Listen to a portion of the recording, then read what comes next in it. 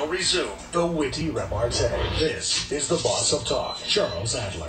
So our friend Brian Hutchinson up in Vancouver for the Post writes, Ian Tootill. Ian fought the law again and again, and he won once. That was more than a decade ago when he had a beef with photo radar, introduced to British Columbia by cash grab NDP government. And then the party was creamed in the 2001 provincial election. New Liberal regime started up. It abolished the intrusive technology, and hey, Ian was pleased about that, but he wasn't about to rest. He turned to other matters, waging war in Vancouver traffic court after receiving a ticket for making excessive noise on his Harley. You like hogs, don't you, Ian? Actually, I don't, Charles. I owned a Harley V-Rod, which is not really your atypical Harley, but that's another issue. All right, so you're being specific here, and we don't call them all hogs. You're absolutely right about that. Thank you so much for the correction. That's how we learn. But you didn't win that one. No, I didn't. And then you launched a campaign to do what? To establish free parking for certain vehicles? Actually, we launched a campaign to get motorcycle parking and scooter parking in Vancouver back in 2009. And we have it now. We're just now working on adjusting the pricing. So the battle's half won. All right, so you got half a loaf there. That's terrific. What are you fighting for now, Ian? I'm curious. Well, actually, Charles, the issue has been the same now for a couple of decades, and that's that speed limits are not set correctly in many jurisdictions in North America, and it's particularly it's an acute problem in BC now that we have laws where police can impound vehicles on the spot for excessive speed, and that's defined as 40 over a posted speed limit. We've got highways in BC where people are safely exceeding the posted speed limits on a regular basis, and what we're looking for is laws that don't make lawbreakers out of the reasonable majority that are driving over the posted speed limits. Okay, so just to cut to the chase here, do you believe in any kind of limits? Oh yes, I do. Where it's warranted. Obviously, when you don't have a multi-lane highway, you can't advocate unlimited speed limits like they do, like they have in say places like Germany. But limits are necessary to maintain some degree of order and to be able to prosecute those people that are flagrantly abusing things. So if I'm driving on some of those narrow strips near the canyon, Fraser Canyon, for instance, I'm asking because a lot of people across the country are familiar with those. You'd be okay with limits there? Of course, and what we're advocating, just to be clear here, because the Financial Post articles, the title's a bit misleading. I don't know if that's Brian's doing or his editors, but what we're advocating is correct speed-setting methodology being applied, and it's not applied in British Columbia, and it's not applied in many places in Canada, actually. So you're not happy with a headline that indicates that you think that low speed limits are actually contributing to accidents? No, I'm not. It's not entirely true. Is it sometimes true? I'm not trying to trick you here. It's not a gotcha question. Just ask. Carl, I've listened to you enough times. I know that you can trick people. Okay, so I'm not. You're too smart to be tricked by me. I don't know about that, but anyway, no, I'm not happy with the headline. It's not entirely true. What I did say is that there are some people that occupy left lanes on highways and doggedly adhere to the posted speed limit and force people to go around them that are not doing the speed limit. And what we end up with is speed variance, which is a greater cause or a greater identified cause of crashes on highways than speed in itself. So are you saying, once again, not a trick, just want to get what's going on inside that very clever mind of yours, are you saying that certain people who are just doing the limit and feel like law-abiding citizens are nuisances? No, I'm saying that people that occupy the left lane, which should be a passing-only lane, can be nuisances if they're driving one speed and everybody else is driving another speed. Okay, so if the speed limit is 100 clicks, okay, and I'm doing 100 clicks, and I'm in the right lane, as far as Ian Tootill's concerned, I'm a good guy. But if I'm doing 100 clicks and I'm in the passing lane, I'm a what? You're a bit of an ass if everybody else is trying to get around. I love your honesty. You know what? I agree with you. How's that? I love it. You thought I would just do devil's advocacy for 4 minutes, and I'm not. I actually agree with that point. I think a person, and I'm not going to use the A word on this one because I use that for people who are convicted killers and people who help convicted killers and all the rest of it. So I'll just say a nuisance. I think someone who's doing the speed limit but is in the passing lane, I think that's a nuisance. Well, it's not only a nuisance, but it can be dangerous. In Germany, you're not allowed to pass on the right-hand side. In many other countries, you're not allowed, where they do have enforced lane discipline, you're not allowed to pass on the right-hand side. So those people who think that they're doing everybody a favor and being the highway police by doing the speed limit in the left-hand lane can be actually a danger on the road. Wait a minute, you just made the headline correct. That's the headline that bothered you. Canada's low speed limits contributing to accidents. Well, Charles, twist it any way you want. I'm not saying that the limit is the problem. No, I know, it's the drivers. It's the drivers who are doing it, of course. Okay, look, what if you had to just frame this as one question? Let's say you were doing my job, okay? Let's say you were sitting in this pseudo-important chair, and you were to frame the question with a very, very simple trigger question, call to action question. What would your question be, Ian Tootill?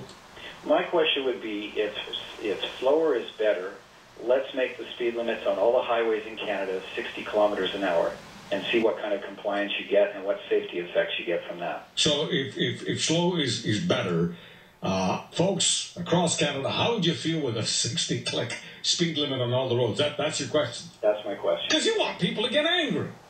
I'd like people to pay attention to this. I like discourse. Sure, and I like it too. So, but in your perfect world, Ian Tootill, let's say you're running the Highways Department. Let's say you are the most important minister when it comes to roads in BC or anywhere else in this country. What would you do? Well, let me preempt that conversation by telling you that I don't take lightly the responsibility these people have. It takes a lot of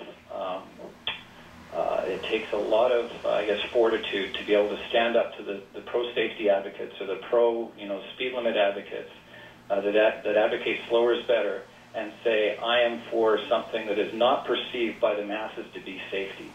It takes a lot of energy to do that, and so I appreciate what they're up to. But you want them to take seriously the idea of putting different limits on different roads and basically making 100, turning 100 to what, 120, 130, 140 on some of these good roads? Well, again, I don't want to be pigeonholed into saying what the speed limit should be because I'm not the highway engineer and I'm not the person to make that decision. Every highway is different. But you're saying on certain roads 100 is just not good enough. I don't want to be a lawbreaker when I get in my car and drive with the flow of traffic. That's what I'm saying. I don't want it to be arbitrary when I'm pulled over and given a ticket.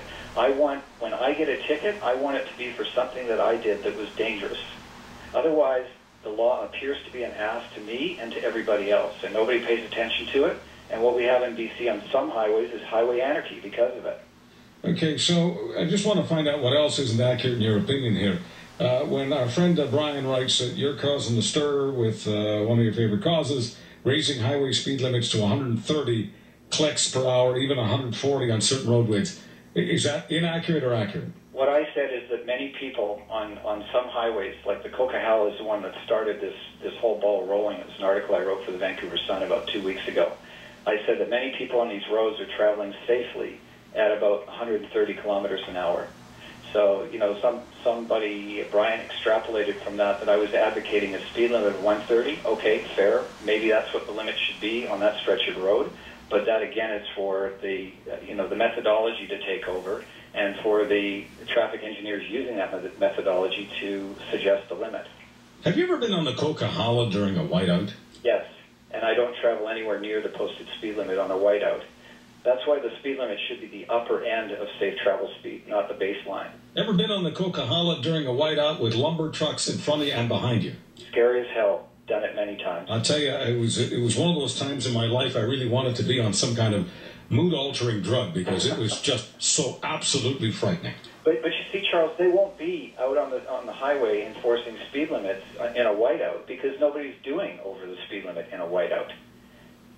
Right? I wasn't concerned about going fast or slow. I was just concerned about staying alive. Yeah, it's a scary road for sure in the wintertime. All right. Yeah. I want to thank you, Ian, for joining. You know what I want to do with you?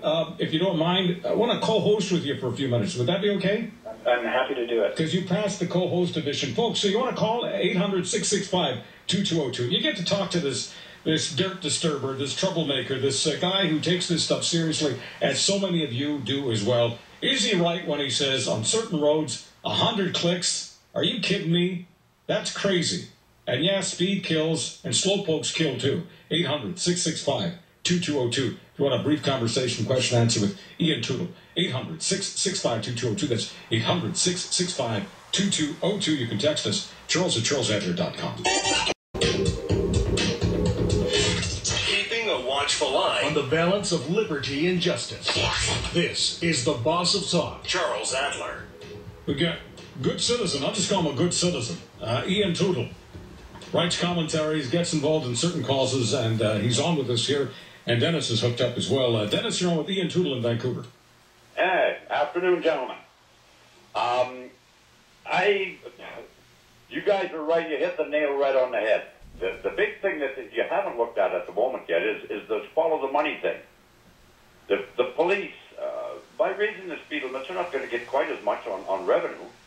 The particular northern Alberta city that I live in, I heard last weekend, 2 policemen who have a show on the radio say, and their own opinion was that the speed limits here were too low. They advocated that the speed limit on 2 of our major freeways should be raised.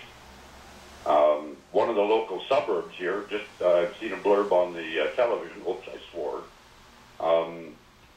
where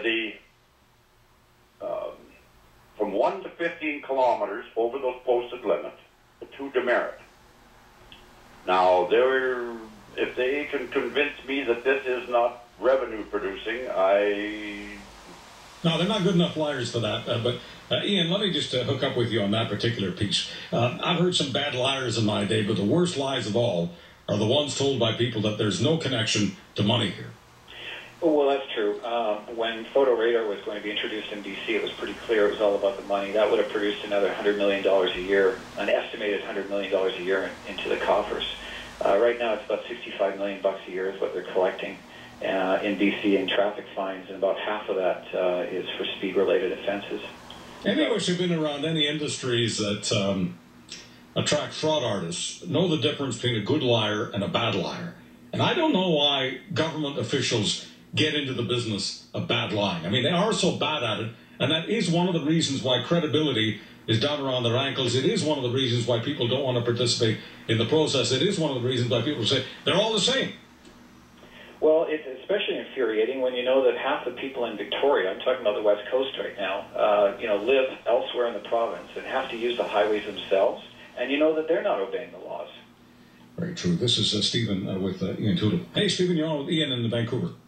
I hate to be another one just agreeing with you guys, but I agree with you guys. Lowering the speeds is going to do absolutely nothing for safety except raise revenue for the police forces. If they really want to make the highways safer, start nailing these people that are driving, tailgating 110 kilometers an hour, and they're 20 feet behind the vehicle in front of them.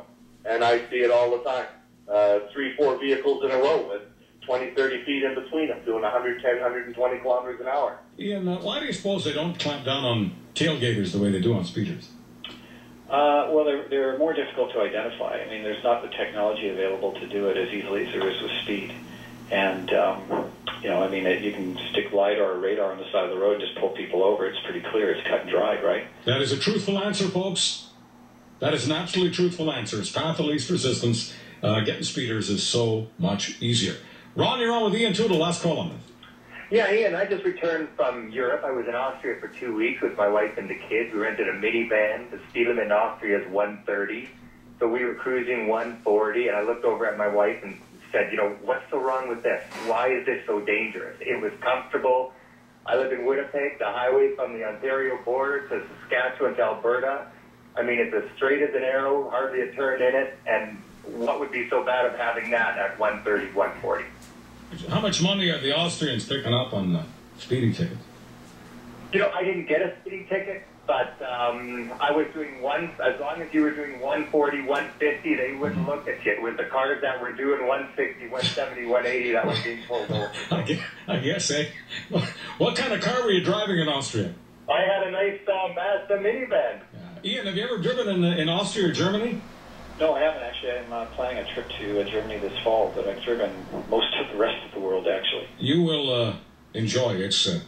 It's a blast. The roads are fabulous. They take good care of you. Ian, thank you very much for this, and stay in touch, would you? Thanks, Charles. I will. Thank Ian Tootill, he's in Vancouver. Why ask an obvious question?